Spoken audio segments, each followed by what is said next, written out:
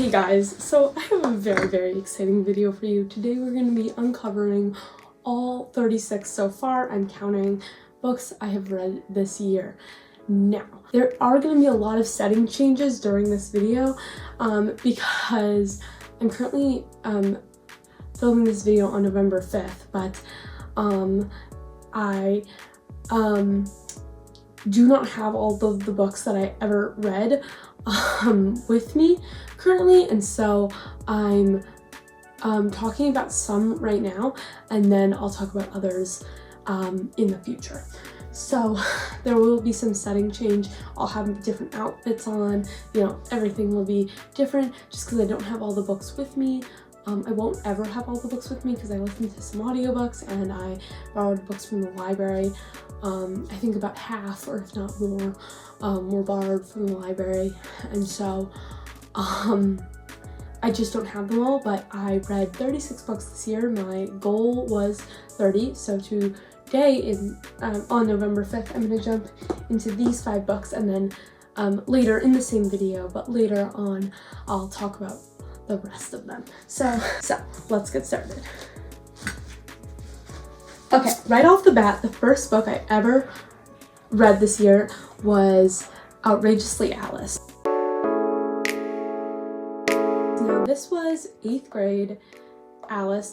There's books on this Alice series, and since my name is Alice, I was very interested in them in like 4th grade, and I read all the 4th grade ones, and then for Christmas I got 2 more Alice books, and so I went ahead and read some of them. So this was Outrageously Alice. It was an 8th grade book, and I cannot believe I read this because the books that I'm reading now are just such a different vibe. But basically she is a what's it called? She is a bridesmaid in this book, and it's just such a different thing than what I've been reading now, but it was very interesting, and I'm glad I started with this book for the year. Okay, then we have Alice Alone. Alice Alone is 9th grade, and she kind of talks about how everyone's talking about her, and she's all by herself, and it's sad, and I think this was a little more complex than Outrageously Alice, but not that much more complex.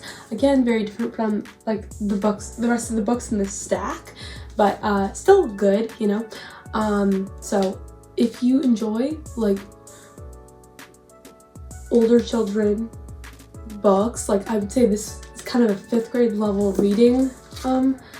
They're kind of spaced out, if you can see the words, and so it's definitely like a 5th grade level reading, and enjoyed that kind of stuff. I would recommend this book a lot, but if you don't, there's no harm in not reading it, but I did enjoy it. I did definitely enjoy it, and I would read it again, even now. Okay, I Am Malala. I loved this book so much. I think it took me like 3 days to read it. Again, I'll have the dates up on the screen. I read this in May, and I was obsessed. I loved this so much. Oh my gosh. I loved it. It was nothing like I'd ever read before. It was very complex. This is the Young Readers Edition. I'm so glad that I read the Young Readers Edition because I don't think that I was ready for anything like different, but this was so great. I didn't know anything about this, so I was also glad that I read the Young Readers Edition because of that. But oh my gosh, I love this book so much, and it just shapes a lot of the rest of the books in this thing, and this was, again, nothing like I ever read before. I 110% recommend. If you're an adult, I recommend the adult edition, but if you are a child and you don't know anything about this, go read the Young Readers Edition immediately. If you don't know anything about this and you're an adult, go read the Young Readers Edition. She explains everything. She explains like where Pakistan is in the world, you know, like all the different things that I wasn't familiar with, so I highly recommend. Stay Gold. This is one of the romances, many romances that I read this year. I love romances, but this is not like most of the romances that I read, because this was about a trans man. Now, basically the plot is she doesn't know that he's trans, and so, you know, he moves, he's in a new school where no one knows that he's trans. It's in Texas, which is different. Anyway, I read this at the beach, and oh my gosh, I read it in like 4 days. I loved it. I absolutely love reading books on vacation because it gives me some sense of reading, and I can read it on the plane, which I love to read books on the plane because I feel like that's the best time to ever read a book, because you can just I love to zoom through a book, so like in a weekend, or you know, I just love to be engrossed for hours into a book, and this I was engrossed. I loved it, and so that's why I can't read boring books, because I can't be engrossed, and this was not boring. This was definitely very different than anything I'd ever read, but I highly recommend. Lessons in Chemistry. Also something I never read before. These 5 books are gonna be the most I never read before books. There are also other ones, but anyway, Lessons in Chemistry I loved so much. I really did. I feel like I've said that for all of these books, but that's okay. I loved this book. It was nothing like I'd ever read before. It's definitely a little bit more adultish, so if you're not ready for that, don't read it. It was nothing like I'd ever read before. It was a little more adultish topics than I'd ever read, but it was so good. It was so sad. I literally I was crying. I was going to DC on a school trip when I read this, and oh my gosh, me crying on this bus. It was just oh my god, I loved it so much. I read it in the hotel room. I read it every time I found a place to read it. I read it, and I finished it a little after I got back. I think it was Saturday after I got back, and I got back on Thursday. This book was really long, but I was zooming through it, and I loved it. I loved it. Okay. Becoming Michelle Obama was, again, not anything I really read. I mean, so when I read I Am Malala, I was like, ooh, I want to find all the books like this. So I found this one, and oh my gosh, it was so interesting. The only thing I have to say about it is she talks about Barack Obama a lot once she meets him. And that kind of upset me because there are so many books about Barack Obama, and it's can we just have a book where it's about her, not about Barack? And she does talk about herself. I loved all of it. I loved the package of it, and it was very interesting. I learned a lot, but I felt once she met Barack Obama, she was talking about him a lot, and I just wish that she would talk about herself a little more. But very interesting. I recommend. Yeah. I'm legitimately back the same day because I am so invested in this video, and I'm so excited about this video, so I just have to keep going. Oh my god, so excited. So we are going to add some more. Now, there will be library books in this, so I'm just gonna point to the screen, and there will be a picture of the book that I read on the screen. So, without further ado, let's get into it. And I have, We'll Always Have Summer. Now, I did not read the other two this year, but I did read We'll Always Have Summer. This is my favorite book in the series. As a Conrad girly, I love this book. Now, the problem with saying that I'm a Conrad girly is that in the show, I'm a Jeremiah girl. The things that Conrad does in the show, they make me so mad. But that's not how he is in the book, and obviously it's just kind of different. I feel like the show and the book are very different, but this is why I'm a Conrad girly in the book. In the show, Jeremiah, 110%, Team Jeremiah. Honestly, I'm just kind of Team anti-girly in the show, but if I'm gonna go with the ship for the show, I'd go, what's it called? Jeremiah, because Conrad just kind of annoying in the show. I definitely love this book series, and I only read this one because this is my favorite one. but if you're gonna read them in order and read them all. But definitely love this book. It's very beachy. It was kind of the end of the summer, so I wanted like one last beach thing, and this was it. I didn't realize I had this until I was looking, and I did. So I actually have the Weirdest Place book. Oh my god, this book, I talk about it so much. I tell so many people about it. I've recommended it to so many people who have also loved it. Malala Yousafzai is just an amazing author. I love her so much. I highly, highly, highly, highly, highly recommend this book so much. Please read it. Please read it. I got it at Barnes & Noble. My mom was like, you need to read this book because you loved I Am Malala so much, and I read it and I was obsessed. I also read this at the beach when I read Stay Gold. Oh my god. This, I think I read in like one day. I loved it. It was all these different stories, which was nothing kind of, I mean, I read different stories in a book before, but this was very interesting and I learned so much. I talk about this book all the time. I highly recommend. First, we're gonna start with Lynn Painter because I have read 3 of her books, and so I thought I would just do her books. So, Lynn Painter. We're gonna start with Better Than the Movies because that's the first one that I read. Oh my gosh, I was so excited for Better Than the Movies to be so good, and it was not as good as I expected. I think that, like, I wanted it to be so good and then it just wasn't what I was expecting. Bookstagram has like really hyped it up for me, and it wasn't as good as I was expecting. I think that maybe I should read it again because I loved Nothing Like the Movies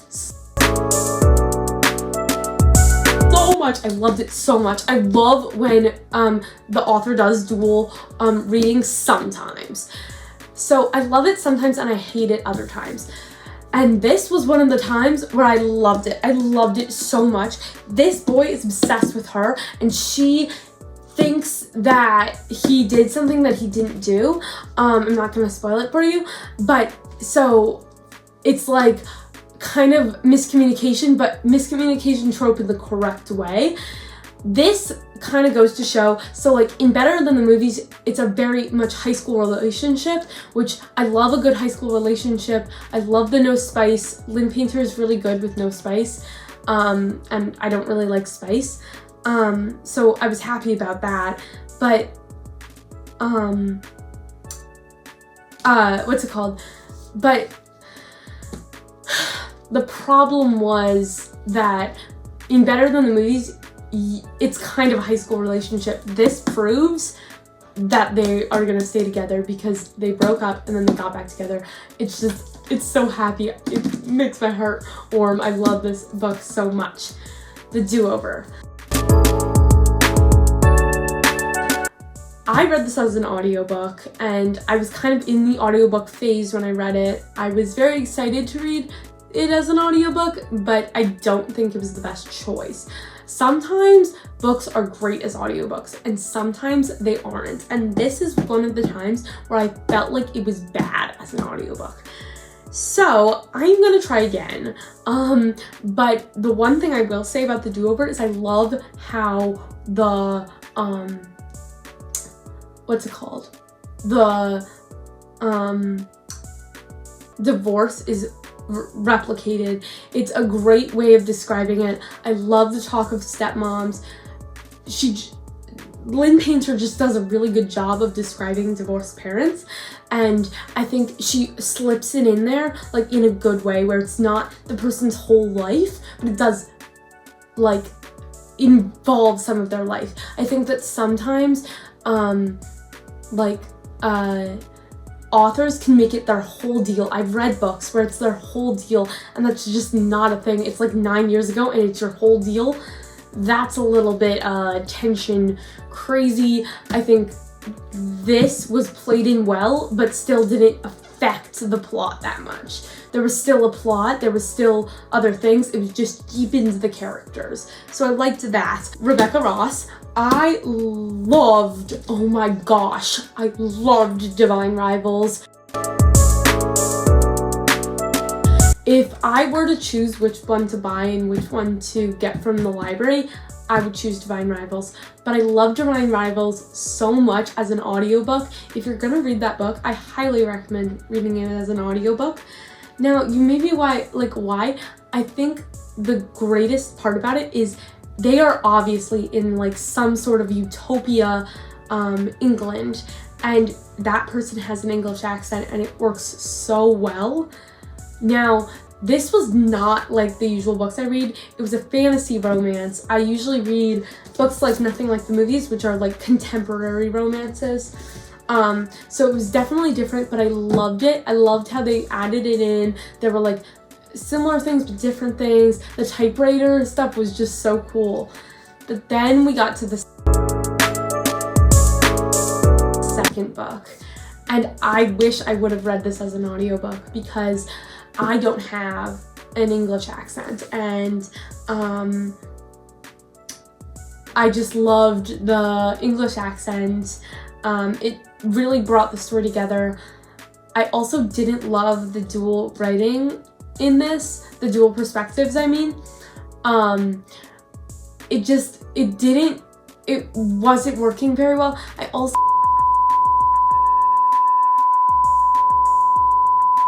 I wish that I would have loved it more, but I didn't. I would read it again. It wasn't a bad book, but it wasn't the best. So that's how I feel about Ruthless Vows, but I loved Divine Rivals so much. I highly recommend. So I went ahead and I wrote down all of the weird one-liner audiobooks I listened to, and then also some other books that I listened to, and then my Rainbow Rowell books. So we're gonna go ahead and go through all of these. So yeah, starting with the Rainbow Rowell books. Okay, so number 1, Eleanor and Park. This kind of set my standards really high for Rainbow Rowell, but I loved it so much. I really, really, really did. It made my heart flutter. I loved the rom-comness. I also loved how there were like very heavy elements, but Park did a really great job at lifting Eleanor up. I really loved the high school romance. I love high school romances. It's my favorite. So it was overall so great. Love that book. And then we have Attachments. Now Attachments was a completely different ballgame from Eleanor and Park, but it was definitely very interesting. Now, as Eleanor and Park ended very sadly, Attachments ended very happily. I felt like there should have been a, a second book. We never really got any of the romance. Now, I'm not talking like romance like super duper spicy, but literally the last chapter they got together. I was like, we need more. We need to see. How's this gonna play out? You know? Okay, and then we have Fangirl. Reading this book, I was like, what? But after I read it, I was like, this is actually so cute. The reason I was like, what, is I had never read a romance where there was an age gap. Like, obviously an age gap of 5 months doesn't matter, but an age gap of 4 years, it was different. It was definitely different. I think as a high school romance girly, the college romance was just different and nothing I'd ever experienced before. And so Fangirl was different because they had a really big age gap. It was miscommunication trope, which I hated. I really did. You know, like, I actually did not like the miscommunication trope. Overall, both of the characters really cute. I loved the overall like dynamics of everybody. Everybody had some sort of background. I love Rainbow Rowell. I really do love that they are books that can be so great for adults and also so great for children. She does a really good job of that, actually, I think, because like they can be very like heavy topics but with like a fun little vibe. K.L. Walter, so I read 2 of her books. I highly recommend The Summer of Broken Rules, which is the first one that I read. I think the story, the plot line, the little fun summerness was so much fun. I read it at the perfect time, which was when I was on summer vacation. I actually listened to it and I would get up and I would turn on my audiobook and I would knit. It was the perfect time to read this book. It was so fun. It was definitely high school romance. I don't think that the characters would be together afterwards. Like, I think it was really a summer romance, maybe last a year or two. But it was so much fun. I really enjoyed it. I really hope she could make a sequel and show that they stayed together, but I know that none of my sequels will ever happen, and that's okay. And then she made another book called Maybe Meant to Be. I did not like this book. It took me so long to finish. The plot was fine. The plot was actually really cool. I would have loved the plot if there weren't so many characters. I love when there are so many characters, but there were so many characters with so many backgrounds and I just couldn't understand it all. I think that maybe because I read the audiobook, it just didn't make sense to me, and maybe I was rushing it or whatever. I think maybe if I read it like on a piece of paper, that would have made more sense. Maybe I will, but I didn't love it. I just didn't. Okay, I Hate You More. Oh my god, this book was just, it was really interesting. It was a high school romance, which we love. It was enemies to lovers, which we also love. The only problem I have is I listened to it as an audiobook. And the voices. I mean no offense to the audiobook voice people, whatever. But it was weird. The man's voice was also very deep and like not high school boy-ish. I didn't like that. I really didn't. I also don't like when there's a boy's voice and there's a girl's voice, and then for the dialogue, the girl's voice during the boy's point of view or the boy's voice during the girl's point of view is different, and I didn't like that. So as for audiobook-ish stuff, it was not good, but the plot was really fun. It was fun. I liked it. The Upside of Falling.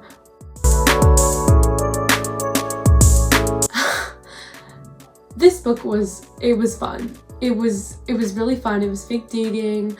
They were different. It was so much fun. The only thing I have to say about it is the girl was so obsessed with the fact that her parents were divorced.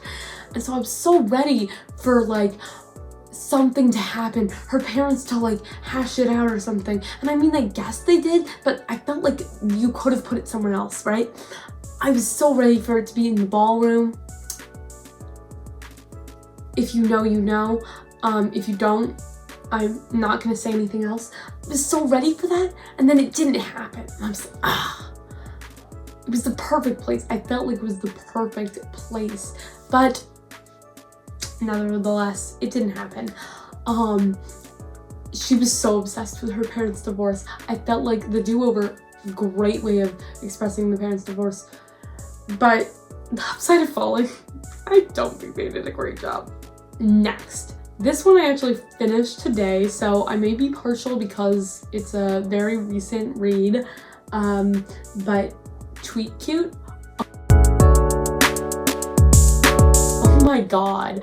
It was such a funny book because they were connected by so many things. I'm not gonna go ahead and spoil it all, but they were connected by like 5 different things. Every time I read another page, they were connected by something else. It was so fun.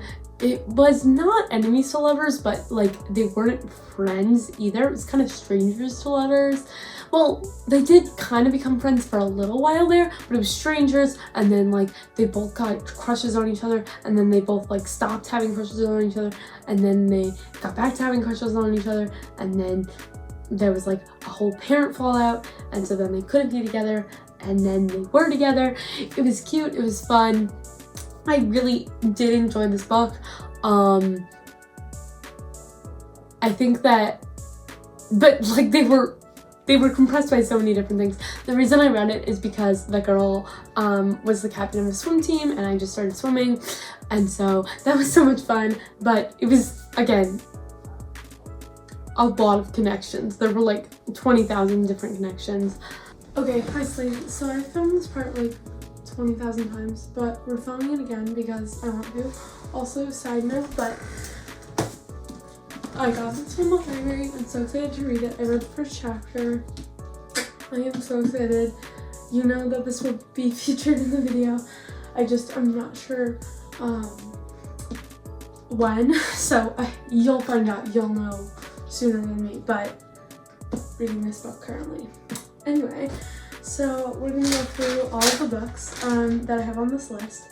So we're gonna start with books that I read for school. So I read 2 books that I was assigned for school that I still put on my 30 book reading list, but I don't really count as books that I needed to read. So that's As Brave as You and Out of the Best. They're not very interesting. They were fine. They were for school, you know. And then my teacher recommended me The Poet X, and it was interesting. It wasn't very relatable to me, but it definitely could be relatable to many people. It was about her kind of stepping out of, she's in a very religious family, like she goes to church every day, and so she's like, I don't like this, I don't want to be part of this. So that's interesting, and like it's all poems, and anyway, it's definitely very interesting. And then also I read Everything Everything. I don't recommend this book. I just don't. There's nothing particularly wrong with this book. It's okay. But the plot twist at the end really made me mad. I wish that plot twist wasn't there. Other than that, it was a good book. But the plot twist at the end, I hated. I'm not gonna go into more detail because me trying to not spoil it. And then I read The Curse of the Boyfriend Sweater. This was a book. I really liked it as a knitter. If you're not a knitter, I don't think you would like it. It's not a bad book if you're not a knitter. It's an autobiography, but she talks about knitting a lot. It's basically, so she's a pattern designer, and she kind of wraps her life in the process of making a hat. And so I did like it, but if you're not a knitter, it's not necessary to read. And then I read Unfriended. This was very 7th grade. If you're a 7th grader, highly recommend. If you're worried about middle school, highly recommend. If you're not, I don't think it's necessary. Also, Everything We Never Said. This book was good, but it was I didn't like the plot. I liked the characters, I didn't like the plot. That's what I gotta say about this book. Like, it was a good book, but the plot was really bad, and there are some, like, heavy materials in here, so that's important to note. The reason I read it is because on the back it says she's in love with her dead best friend's boyfriend, which is definitely very insane and crazy. Again, I liked the characters, I didn't like the plot. And then we have Today, Tonight, Tomorrow. I read this book. It was an enemies to lovers romance. If you're an enemies to lovers romance girly, I think you should read it. If you're not, I don't think it's necessary. If you're in a reading slump, don't read it. It's not life-changing, but it's also not bad. If someone asked me to read it again, I would, but I don't think that I need to read it again. Again, it wasn't life-changing, but it wasn't bad. Again, if you like enemies to lovers romance, I think this is a great book for you. If not, it's not that interesting. And then I read See You Yesterday. But I just finished it yesterday, or the day before yesterday. I finished it on Friday. It was by the same author as Today, Tonight, Tomorrow, but I didn't like it as much as Today, Tonight, Tomorrow. It's not that it was bad, I didn't like the characters in that book. I really didn't like the male lead. Nothing wrong with him, he was just weird. I felt like it was very ongoing while the Do-Over was not. It wasn't very relatable. His college was just less interesting to me. Nothing like the movies was interesting because I'd read better than the movies, but I wish that we had a prequel to that or something. Anyway, I didn't like it that much, and that's okay.